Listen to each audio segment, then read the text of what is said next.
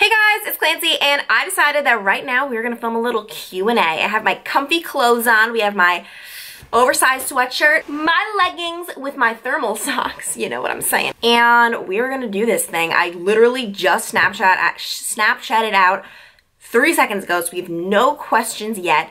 Oh, one just came. Okay, cool. Well, we're literally doing this authentically. Normally I let them build up and then I ask, but we're just gonna go with the gold.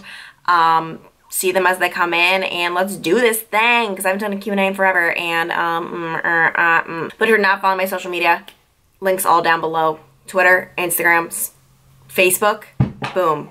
If you're not following it, guys, that's crazy. It breaks my heart. It breaks my heart. Do you want to break my, you don't want to break my heart, right? Follow it. First question, what's your favorite makeup product, and do you have any advice for people going into high school? The one that's like just like a game changer to me, like I found it, I'll always use it, is this right here. It's the Laura Mercier Silk Cream Foundation in the shade Sand Beige. It's just the right shade for me. It's just the right consistency. It's not too thick. Boom. This stuff is my ride or die. But if you're asking me like, what is one makeup product I would always use, it's mascara. Like that is the product that I think transforms a human being. Advice for people going into high school, be yourself, because I know that it's tempting when you go into a new environment, like, let's create a whole new me. Be yourself, because the whole new me, like, will last a total of 3 seconds. You're always just gonna like be yourself, so just be yourself. And don't be nervous at all. Just be friendly to everyone. Be friendly.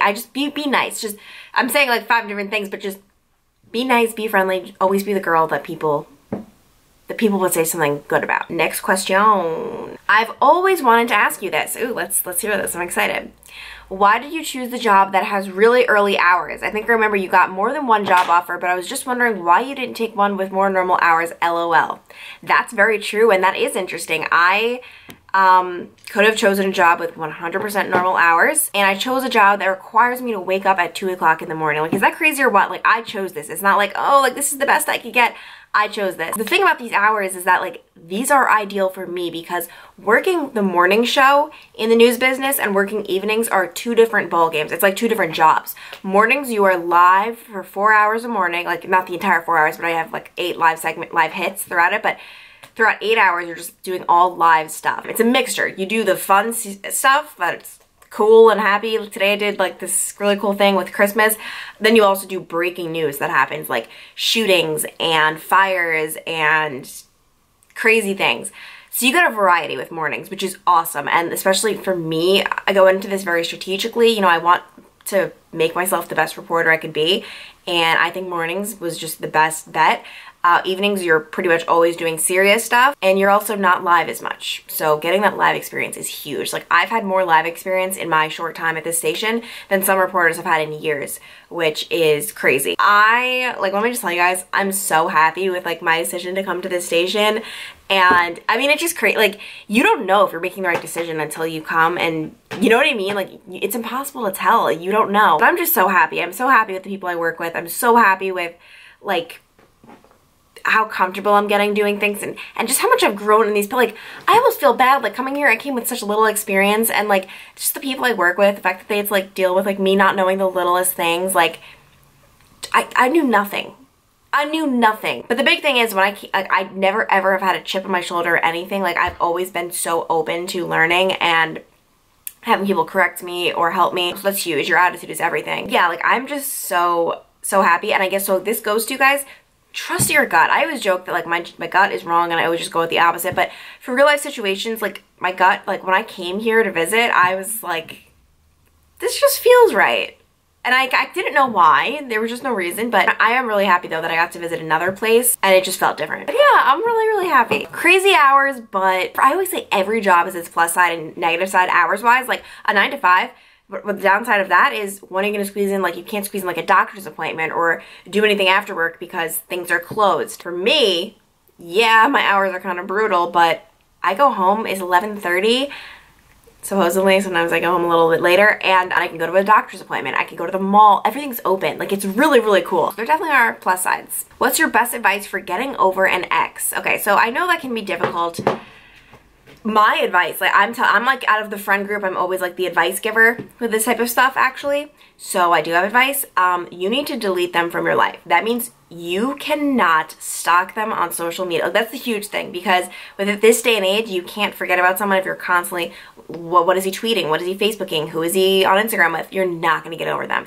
you need to delete them on everything. And yeah, that's a little bit controversial because you don't want to, like, a lot of people don't want to delete someone on something. They don't want it to look like they need to do that. But I'm telling you, if you, out of sight, out of mind, or at least for me, if someone's not on my site, they're literally not on my mind. Like, I don't think about people that I'm not with. It's terrible. I'm sorry, but yeah. Delete someone from all social media, give it a week, and you will see a world of a difference. I'm telling you. It's hard to delete someone, but I'm telling you.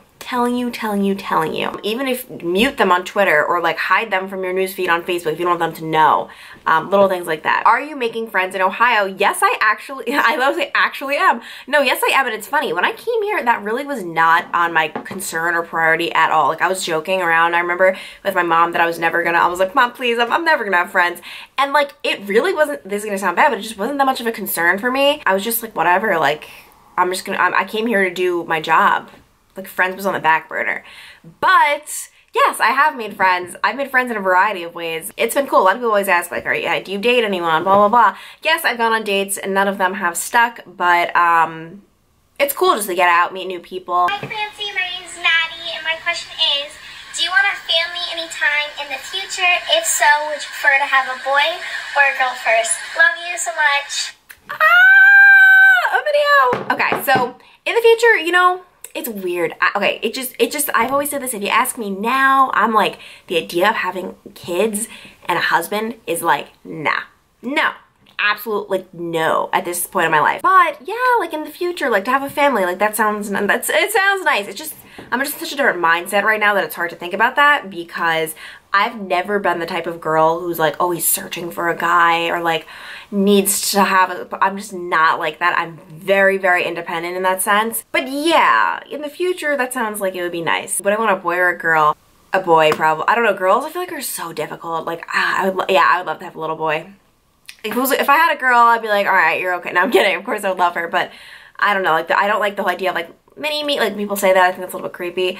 And girls are kind of like difficult.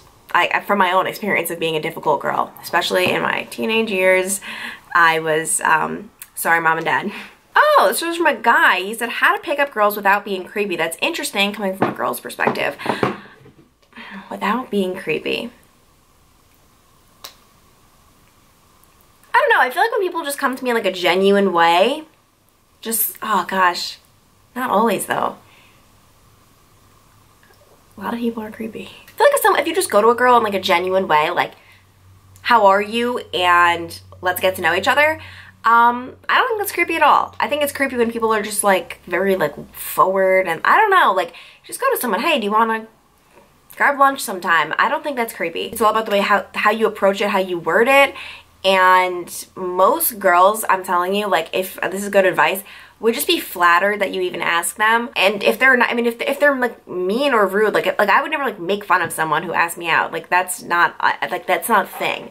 So you really have nothing to lose. Just be yourself, honestly. And if she's the right girl, she'll want to go out with you. And most girls, like, personally, I give people a lot of chances. I am kind of like the king of first dates, kind of. Not really, but just I cut it off after the first date because I'm like, oh no, never mind. But that's because I really like do give people chances. And when it doesn't work out, let's say when, not if, when it doesn't work out, nothing wrong with someone. It's just because, hey, like, you're not what I'm looking for. So you really have nothing to lose. Just getting a girl to go on a first date, you know, just be yourself, be genuine, and I'm sure she would love to go out with you. Hi Clancy, it's Elise, and I really want to know what got you interested into being a reporter, and what is your favorite memory from work? So I always felt drawn to the news industry in general. I remember like jogging on the treadmill my freshman year of college and just looking, like just watching the news and just being like just enamored with it, like just enamored. Gosh, I don't know. And really the main thing, like I read Barbara Walters' autobiography and I was like, wow, this is what I want to do.